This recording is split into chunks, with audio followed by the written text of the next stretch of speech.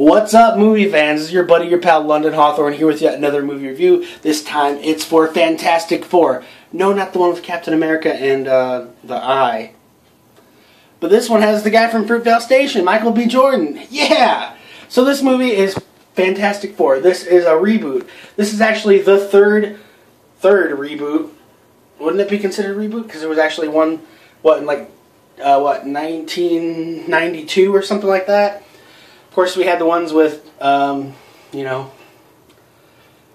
Chris Evans, but those didn't really pan out, so they wanted to reboot this. This is a more serious in tone film. The first two had more of a comedic approach to it, and, they didn't really catch on. I'd say the second one definitely was better. This one is quite a bit different. This one is more of a drama with a little hint of comedy interspaced, is that the word? I don't know. Here and there. Basically, right out of high school, we have Reed Richards, who is a scientist in the making. He develops this machine that could possibly teleport people. That's the whole idea. They want to hopefully try and figure out how to do this and save our planet with our resources. So he is approached to attend this college and meet fellow scientists. And we got an epic montage. They learn, they grow, and we try. Now, they are given the opportunity to get a chimp over to this other place, without giving too many spoilers. Basically, they show it in the trailer. It's Planet Zero. They show Planet Zero, it works. They are told that they are no longer going to be really needed for this. And all their hard work, in their opinion, will be in vain. They won't get the credit for this. They won't be able to be the Neil Armstrong, the Buzz Aldrin, to walk on the moon, to plant the flag. So they're going to actually do it on their own. It's pretty, interesting idea. I'm there so far. You got me. So we have this kind of turning point in the movie where they decide that they're going to, overnight, they're going to do it on their own. They're going to go to this planet. So, in a bit of a different vein from the other films, Sue Storm is unaware of this happening. Victor Von Doom is part of this research team. He's kind of reluctant about it, but they go over. He wants to collect more data. He wants to see more of this planet. Unfortunately, some rocks, boulders happen. It falls. He falls. And they try to save him, and they really do give this really conscious effort to help save him. Unfortunately, he is sucked into this planet. They have to leave. As they're being returned to these pods, which by the way are amazing.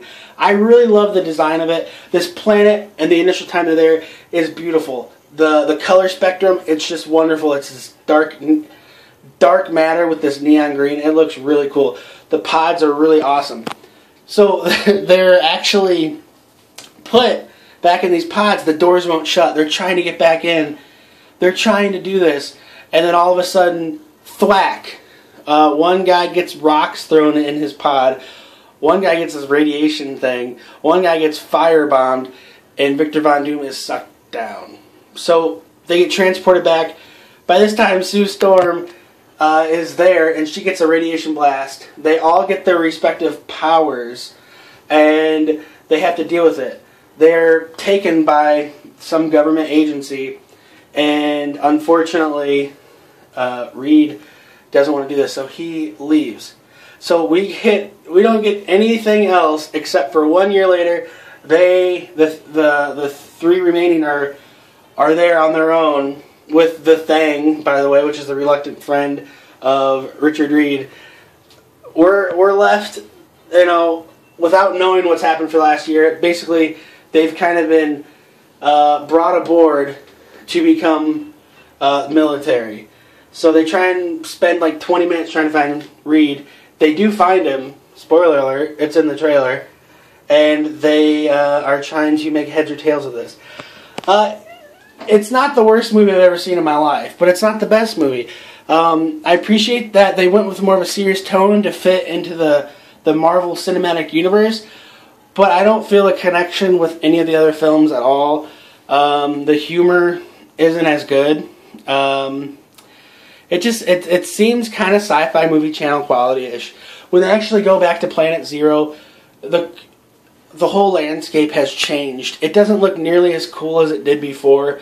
How does Doctor Doom survive for a year on this planet? Like, we get it, he's wearing a suit, his suit molds into his body, but does it have a digestive tract? How is he going to the bathroom and relieving himself? How is he eating? I'm a big guy, I like to eat. So how is this guy eating? That's what I want to know. Because I'm eating.